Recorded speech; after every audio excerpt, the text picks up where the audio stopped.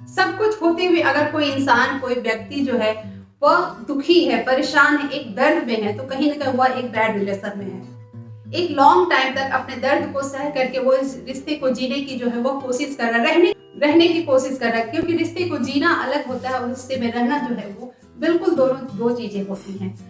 Hello friend, welcome back to my channel. मैं हूं प्रतिभा और आज मैं बातें करूंगी एक बैड रिलेशनशिप में रहने के पीछे जो है वो क्या कारण होता है, उसके पीछे क्या साइकोलॉजी काम करती है, क्या वजह होती है। इसे मैं कुछ पॉइंटों में रखने की आज कोशिश करूंगी। अगर आप मेरे चैनल पे पहली बार आए हैं तो प्लीज मेरे चैनल को सब्सक्राइब कर लीजिएगा, क्योंकि आपका भी हक बनता है हमारे साथ मुस्कुराने का। अगर आप मेरे चैनल से जुड़ते हैं तो कहीं ना कहीं आप अपनी परेशानी से, अपनी जो जद्दोजहद वाली जिंदगी है उससे कहीं ना कहीं आप बाहर निकल सकते हैं। लास्ट में मैं आपके साथ शेयर करूंगी बस एक पॉइंट जिसे आप अपने लाइफ में फॉलो कर लेते हैं, आप कितने भी किसी भी हाल में रहते हैं तो एक बिंदास जिंदगी जी सकते हैं। अपने आप को कैसे खुश रख सकते हैं, कैसे अपने आप को अच्छा रख सकते हैं, वो मैं आपको सबसे लास्ट में शेयर करूंगी। तो आप अभी मेरे साथ बने रहिएगा वीडियो के लास्ट तक और मैं पॉइंटों पर बताऊंगी कि आखिर बैड रिलेशन में रहने के पीछे क्या लॉजिक काम करता है। वो एक बहुत इतने पेन सहने के बाद भी उस रिलेशन में रहने के लिए मजबूर हो जाता है। एक कॉमन सोच होती है उस तरह के इंसान को देखने के बाद कि ये ना बेवकूफ है जो इस तरह के रिलेशन को बर्दाश्त कर रहा है। आज के डेट में कौन बर्दाश्त करता है? कौन आज के डेट में इस तरह के रिलेशन में रहता है? तो हम कहीं ना कहीं सामने वाले को जो है उसके बिना जाने बिना समझे जज कर देते हैं और उसे समझने की कोशिश नहीं करते कि आखिर उसके पीछे क्या कारण है। क्या वो सच में बेवकूफ है या फिर उस रिश्ते में रहने के लिए कहीं वो उसके पास बहुत सारी वजहें हैं। आज हम किसी को जज नहीं करेंगे, सीधा हम पॉइंट में जानेंगे कि आखिर उसके पीछे क्या कारण जो है, क्या सोच जो है वो कारण बनता है, क्या काम करता है उसके पीछे। तो हमारा पहला पॉइंट बनता है अकेलेपन का डर। ये सबसे बड़ा चीज जो होता है, अकेलेपन का डर एक बैड रिलेशन में एक कॉमन रीजन बनता है रिलेशन में रहने के लिए। और डर जो है, फियर जो है, किसी भी फील्ड में जो कहते हैं ना, ये एक जो आपके सारे रास्ते को बंद कर देता है। जहां आपके अंदर डर आ गया वहां सारे रास्ते बंद हो जाते हैं। तो सबसे पहले तो मैं कहूंगी कि अपने अंदर का जो वो डर है उसे बाहर फेंकिए। अगर मैं इसका सॉल्यूशन बताऊं, यहाँ की मैं सॉल्यूशन इस टॉपिक पे नहीं बता रही हूँ, मैं सिर्फ कारण पे आज फोकस कर रही हूँ। तो सबसे पहले जो कारण बनता है वो होता है डर, चाहे अकेलेपन का डर हो या समाज का डर हो या किसी भी तरह का जो वो सबसे कॉमन चीज हो जाता है, हमारा फियर, हमारा डर हो जाता है। क्योंकि एक लॉन्ग टाइम तक क्या होता है कि हम एक दूसरे के साथ रह रहे होते हैं और हमारा क्या होता है कि एक दूसरे पे हम डिपेंड हो जाते हैं, या फिर एक दूसरे पे नहीं होते हैं लेकिन एक जो पर्सन होता है वो सामने वाले पे डिपेंड हो जाता है। उसे आदत हो जाती है उसके साथ रहने की और अपना वजूद, अपना जो कॉन्फिडेंस है वो खत्म कर देता है। उसे अपने आप पे यकीन नहीं होता है कि उसके बिना मेरा भी कोई वजूद है। इसके डर से वो उस रिलेशन में रहने के लिए मजबूर होता है और यही सबसे बड़ा कारण हो जाता है। लगता है कि अगर मैं पार्टनर से अलग हो जाती हूँ मैं कहाँ जाऊंगी, मुझे दुनिया में कौन पूछेगा, मैं इस दुनिया में खो न जाऊं कहीं। मेरा तो एक इतना उसका कॉन्फिडेंस लूज कर चुका होता है कि वो एक कदम अपने घर से बाहर भी नहीं निकल पाता है। और फिर वैसे में क्या होता है कि अपने सामने वाले जो है वो कहीं ना कहीं उसे जो है जो भगवान के रूप में या देवदूत के रूप में कह ले वो नजर आने लगता है। उसे अपने आप पे यकीन नहीं होता है और वो अपने पार्टनर, अपने साथी के बिना जो दुनिया में खो जाने का जो डर होता है कहीं ना कहीं वो उसे मजबूर करता है उस रिलेशन में रहने के लिए, हर पेन को, हर दर्द को जो है बर्दाश्त करने के लिए। हमारा नेक्स्ट कारण बन जाता है उम्मीद।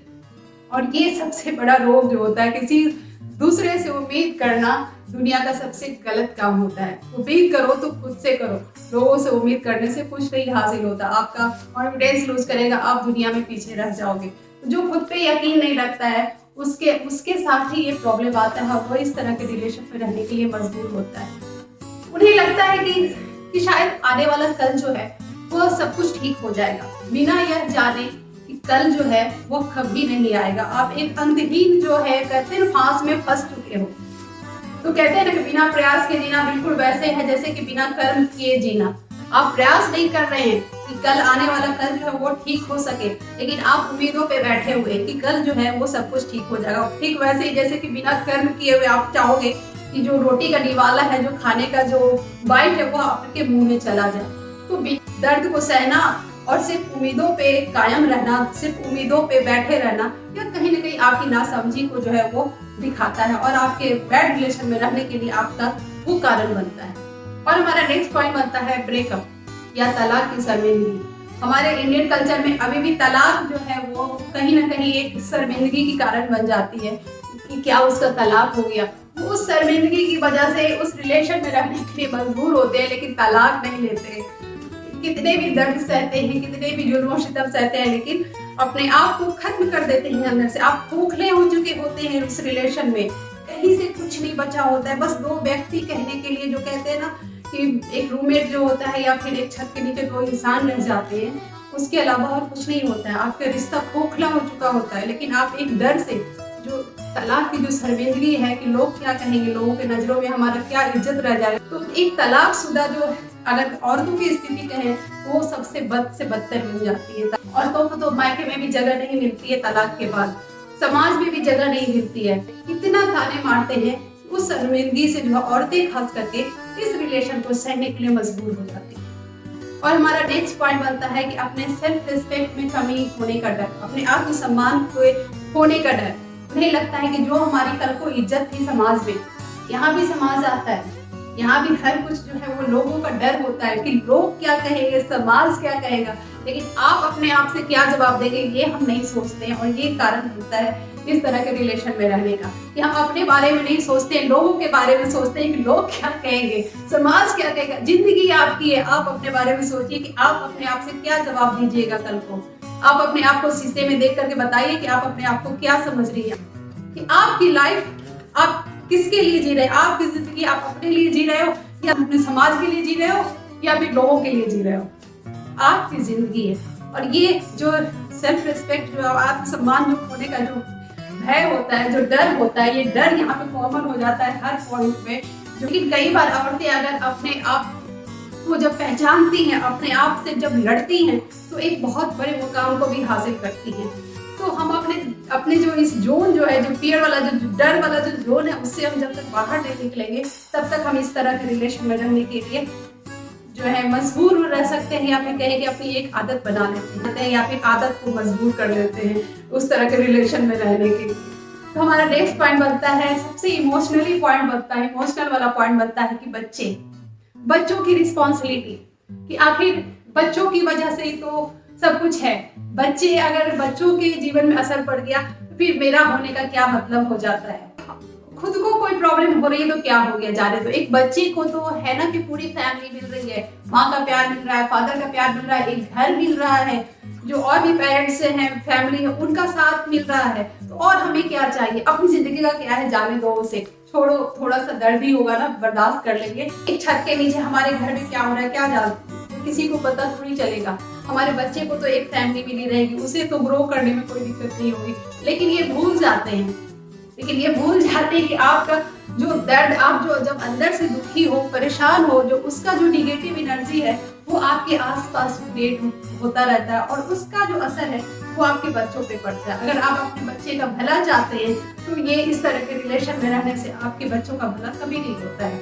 बस उसकी वजह से आप इस रिलेशन को बर्दाश्त कर रहे होते हैं और उस तरह के रिलेशन में रहने के लिए मजबूर होते हैं। तो इस तरह के बैड रिलेशन में रहने का हो सकता है एक कारण आपका प्यार भी हो, आपके साथी से आपका प्यार भी हो, जुल्म सितम सहने के बाद भी आप उस रिलेशन में रहने के लिए मजबूर हो रहे हैं, उस रिलेशन में रहने के लिए तैयार हैं, क्योंकि आप अपने साथी से बहुत प्यार करते हैं। लेकिन सिर्फ साथ रहने और प्रॉब्लम का सॉल्यूशन नहीं निकालने से ना आपका भला होने वाला है, ना आपके साथी का भला होने वाला है। लेकिन कोशिश करें कि जो आज आपका बैड रिलेशन है, कहीं न कहीं आपका एक गुड रिलेशन था, कहीं न कहीं एक यकीन वाला रिलेशन था।